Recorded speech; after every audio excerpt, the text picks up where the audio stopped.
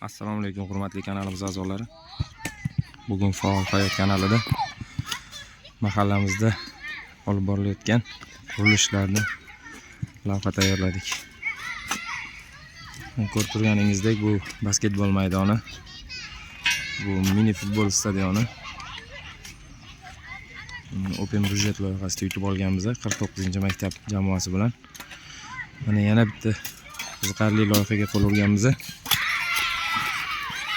Bu workout, zamonaviy workout qurilish ishlari qizg'in pallada. Ushbu qurilish ishlarini tashkillashtirishda yordam bergan Sport vazirligi, Ichki ishlar vazirligi, Parkent tuman maktabgacha va maktab ta'lim bo'limi, ular jamiki rahbariyatga alohida minnatdorchilik bildiramiz.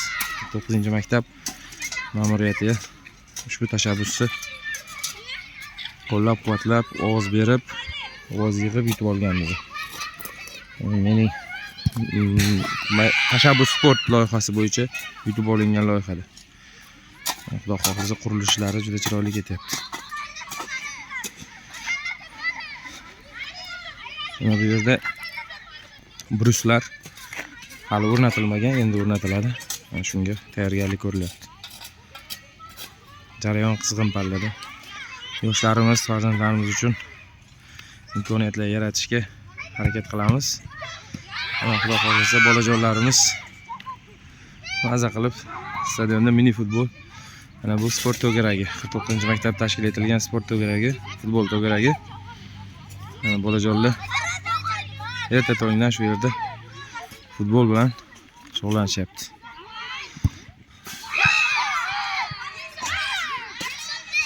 Tinchligimizga ko'z tegmasin, yurtimiz rivojlanishda davom etaversin.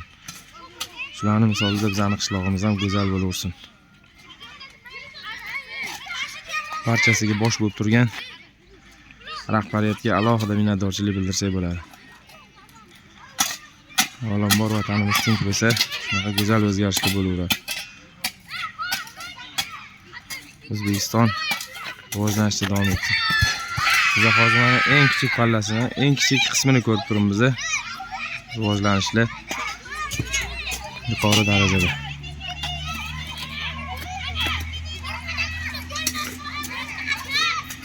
Kanalimizni kuzatib boringlar. Faol hayot kanalida har xil videolarni qo'yib boramiz shunaqa. Har doim faol hayot tomonida bo'linglar.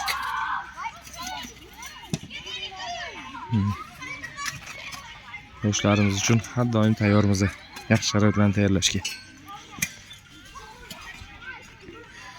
Hammaga rahmat.